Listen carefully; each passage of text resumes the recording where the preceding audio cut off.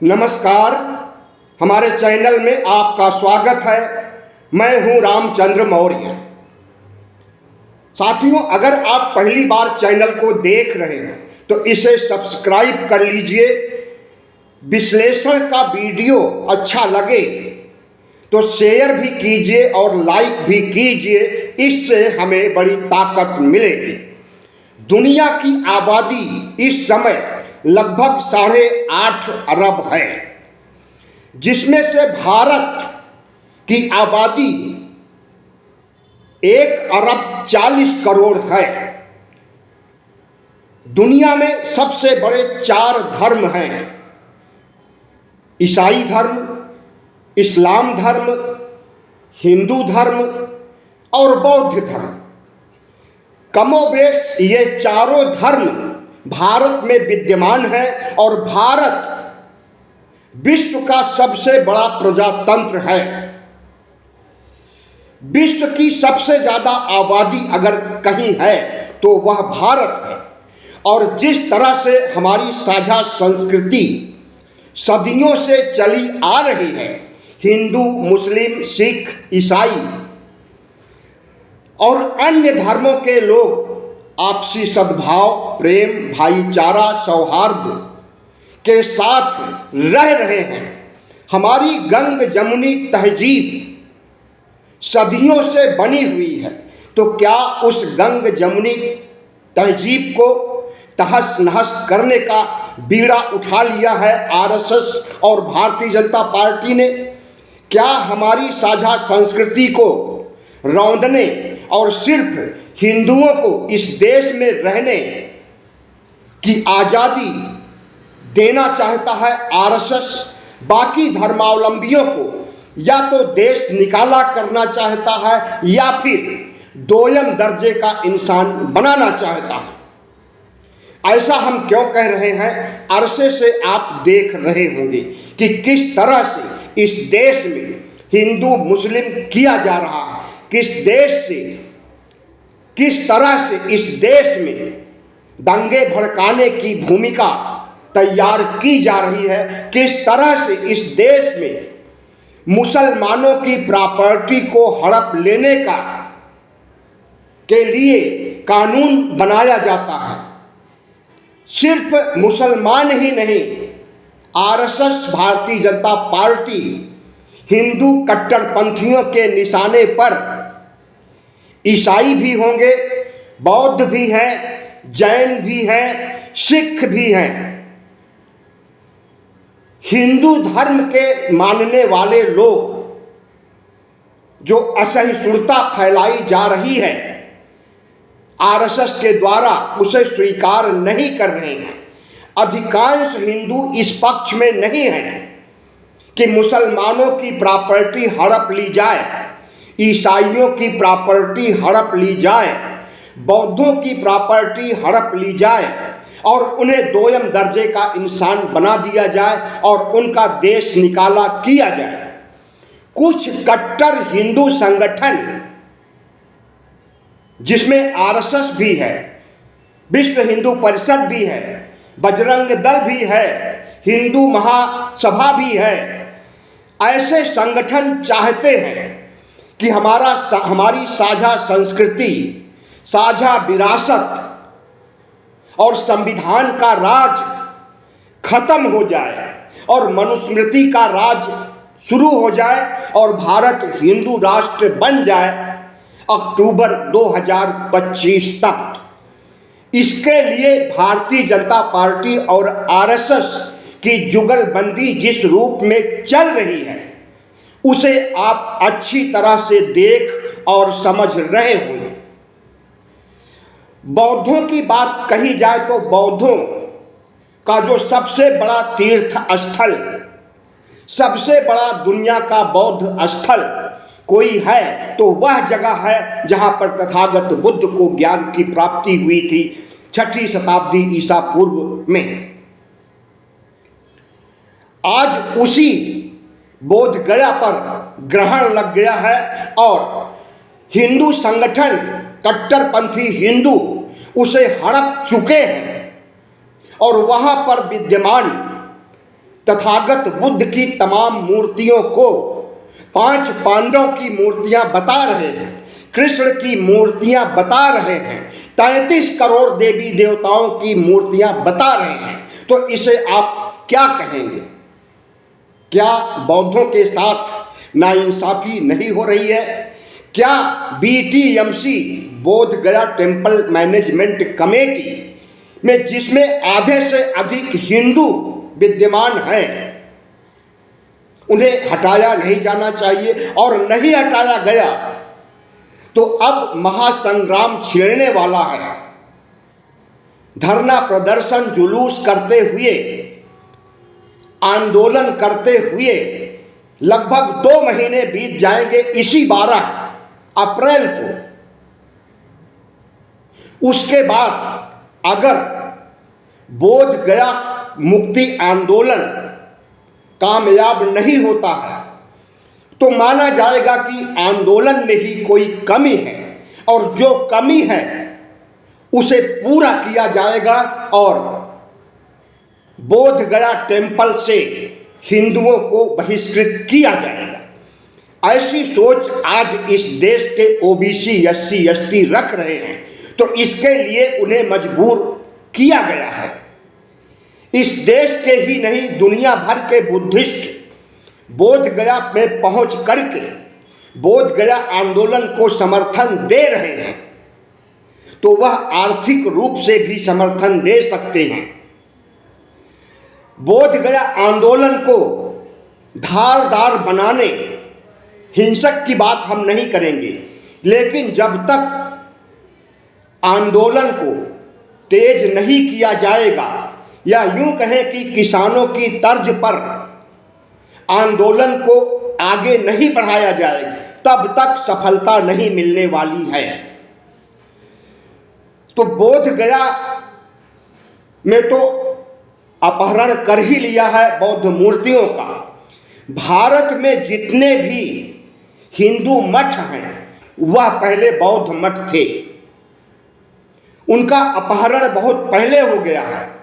तथागत बुद्ध की मूर्तियों की चोरी हो गई है, और वह चोरी किसी से छिप नहीं सकती है, क्योंकि हिंदू मंदिरों में तथागत बुद्ध को पहचाना जा सकता है। तथागत बुद्ध की भाव भंगिमा, उनका औरा और उनका उपदेश संदेश देने का जो तौर तरीका है, उसे देख करके, उनके संस्कारों को देख करके कोई भी बच्चा भी पहचान सकता है कि ये तो तथागत बुद्ध है।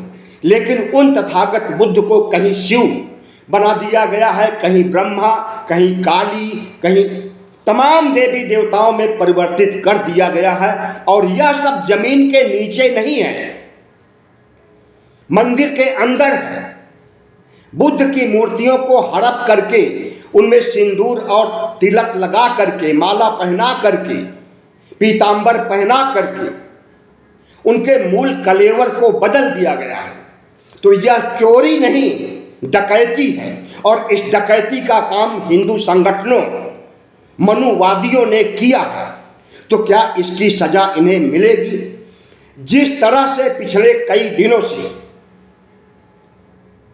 मुस्लिमों पर अत्याचार होने के लिए बाकायदा कानून बनाया गया है, उनकी प्रॉपर्टी को हड़पने के लिए वक्फ बिल संशोधन को कानून का दर्जा मिल गया, राष्ट्रपति ने बिल पर हस्ताक्षर कर दिया और वह बिल अब कानून बन गया है और कानून पूरे देश में बहुत तेजी से प्रभावी हो रहा है। योगी आदित्यनाथ तो राष्ट्रपति के हस्ताक्षर के पहले ही घोषणा कर दिए अपने डीएम को कि सभी वक्फ बोर्ड की प्रॉपर्टी को पहचाना जाए, उसमें इलीगल कौन सी है उसे चिन्हित किया जाए और तुरंत प्रभाव से उन पर कार्रवाई शुरू की जाए। बुलडोजर संस्कृति वाले योगी आदित्यनाथ कानून बनने के पहले ही कार्रवाई शुरू कर चुके हैं मुसलमानों के ऊपर उनकी प्रॉपर्टी हड़पने के लिए। इसी तरह से सभी राज्यों में, खास करके डबल इंजन के राज्यों में जो माहौल बनाया जा रहा है उसमें कहा जा रहा है कि मुसलमानों, अगर तुम होली नहीं खेलोगे, अगर तुम अपनी संपत्ति हिंदुओं को नहीं सौंपोगे तो पाकिस्तान भेज दिया जाएगा। केंद्र में मोदी सरकार को समर्थन दे रहे संजय निषाद ने कहा है कि मुसलमानों, अगर तुम होली नहीं खेलोगे, होली का विरोध करोगे तो तुम्हें मुस्लिम देशों में पाकिस्तान, बांग्लादेश, अफगानिस्तान भेज दिया जाएगा।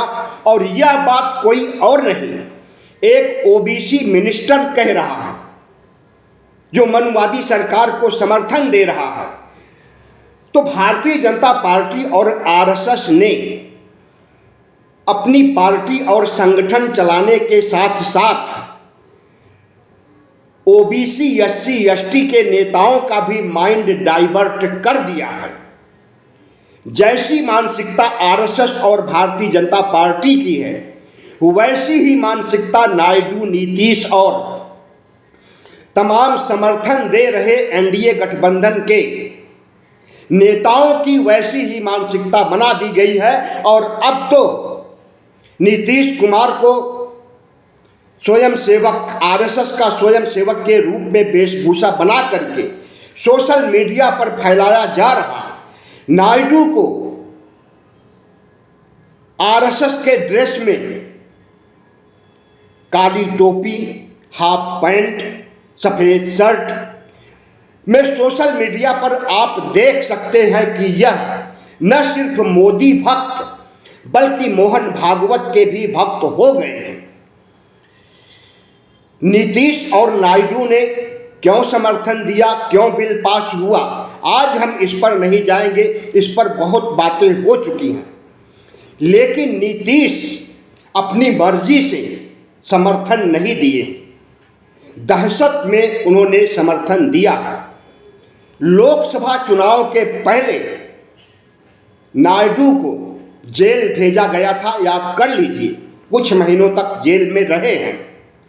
और जेल से उन्हें इसीलिए रिहा किया गया कि भारतीय जनता पार्टी का साथ दीजिए और जरूरत पड़े तो चुनाव के बाद समर्थन दीजिए, वरना जेल में सड़ जाओ। उसके बाद लोकसभा चुनाव होता है, भारतीय जनता पार्टी घुटनों पर आ जाती है 140 पर, तो नीतीश का और नायडू का उपयोग किया जाता है। तो नायडू ने दहशत में कि फिर से जेल भेज दिया जाएगा, दहशत में आकर के समर्थन दिया। और नायडू एक ऐसे शख्स हैं जो 1998 में भारतीय जनता पार्टी को समर्थन दे रहे थे, तो समर्थन की वापसी भी कर दी थी। लेकिन अब ऐसे आज के माहौल में जब बुलडोजर हावी हो गया है, बुलडोजर राज बन गया है, केंद्र और राज्य हर एक सरकारें, ऐसे माहौल में नीतीश और नायडू पंग हो गए हैं, दिमागी रूप से भी, शारीरिक रूप से भी। इसलिए आरएसएस और भारतीय जनता पार्टी उनसे कुछ भी मनवा ले, उन्हें मानना पड़ेगा। लेकिन आज हम चर्चा करेंगे कि अल्पसंख्यकों के साथ सौतेला व्यवहार क्यों हो रहा है। भारत ने इस देश में सबको अपनी रोजी रोटी, धार्मिक स्वतंत्रता, सह अस्तित्व का अधिकार दिया है।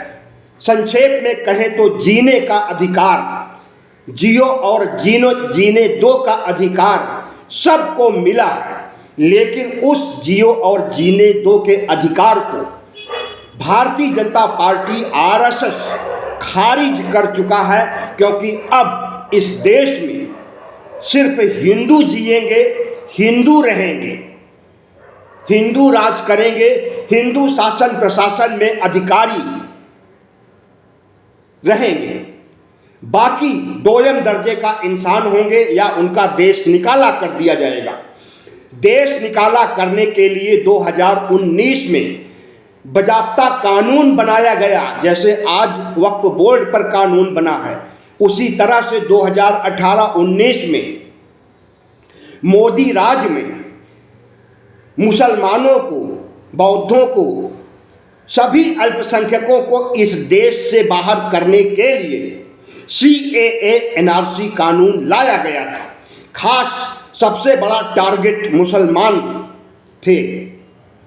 एक बड़ा आंदोलन होता है, उसमें यह शर्त थी कि अपनी नागरिकता प्रमाणित कीजिए और नागरिकता प्रमाणित करने के लिए जो प्रमाण पत्र आपके पास हैं उसे माना नहीं जाएगा, और जब प्रमाण पत्र आप नहीं दे पाएंगे तो आपको डिटेंशन कैंप में डाल दिया जाएगा या मुस्लिम देशों में भेज दिया जाएगा या दोयम दर्जे का इंसान बना दिया जाएगा, नागरिकता छीन करके, वोट का अधिकार छीन करके, राजनीतिक, सामाजिक, आर्थिक सारे अधिकार छीन लिए जाएंगे।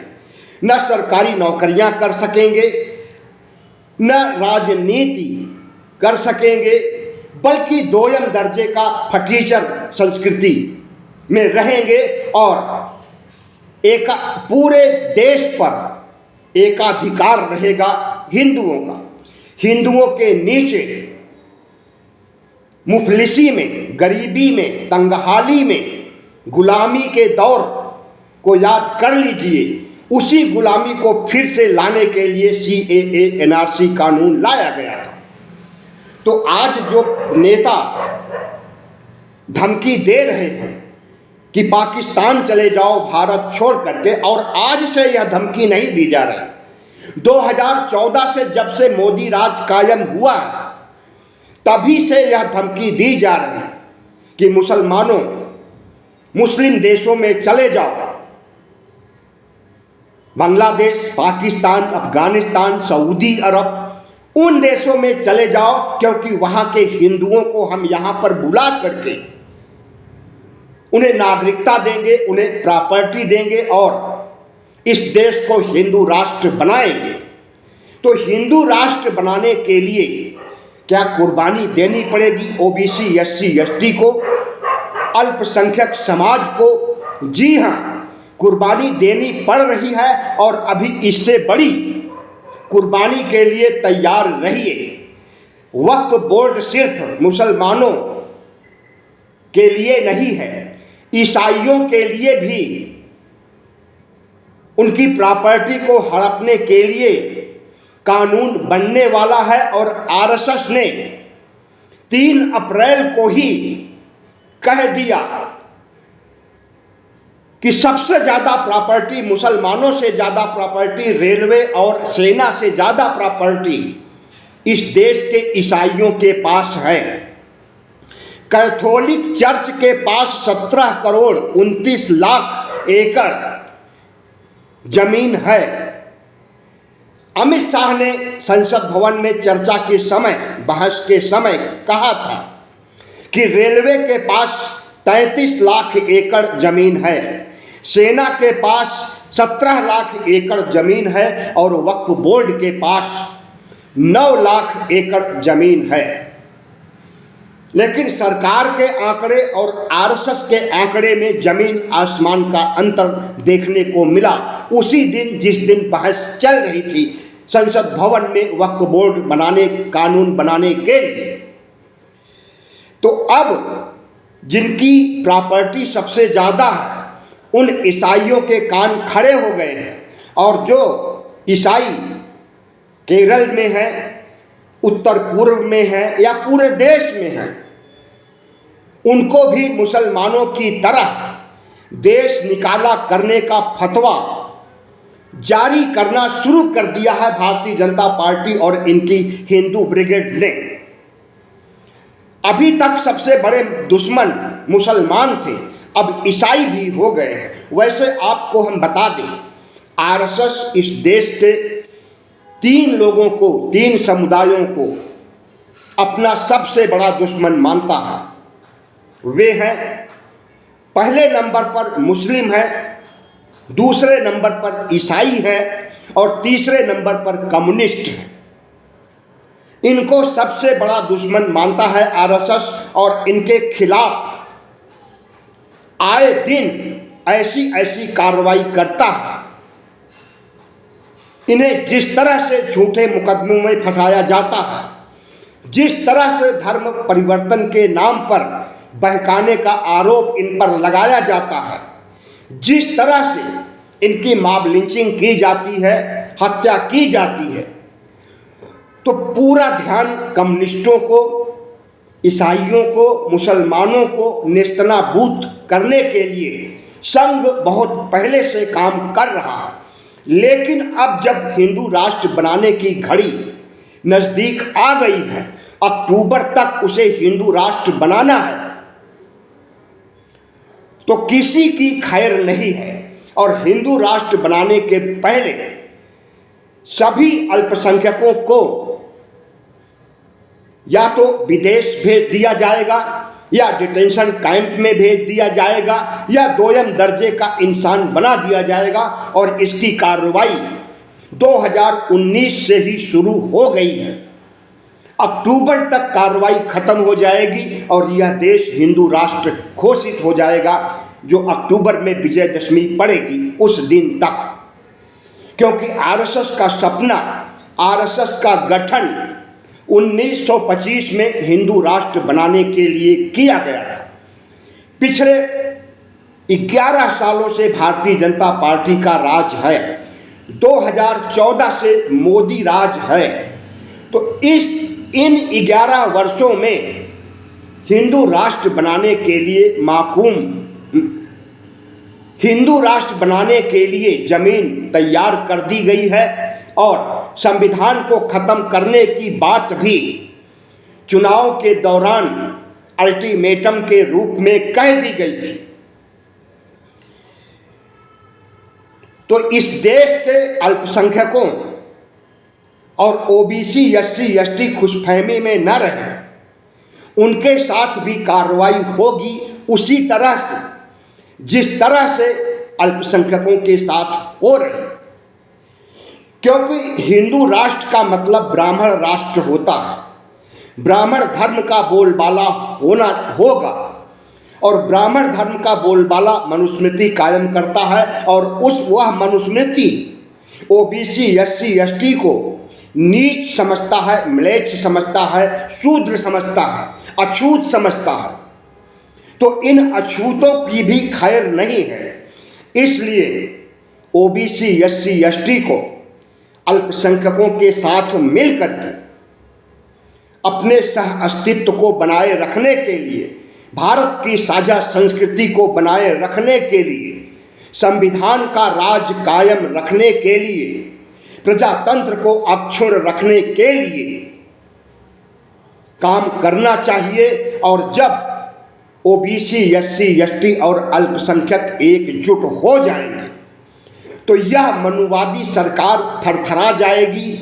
मोदी और भागवत का मंसूबा पूरा नहीं हो पाएगा, और जब मंसूबा पूरा नहीं हो जाएगा तो उनके हौसले पस्त हो जाएंगे। तो इसी हौसले को पस्त करने की दिशा में अल्पसंख्यकों को, ओबीसी, एससी, एसटी को काम करना है। और अगर अब चूक गए तो समझ लीजिए कि तबाही, आपदा, विपदा का दौर शुरू हो जाएगा, और फिर से मनुस्मृति युग में भेज दिया जाएगा, जहां वर्ण व्यवस्था का दंश आपको वैसे ही झेलेगा जैसे आपके पूर्वजों को झेलना पड़ा था। धन्यवाद।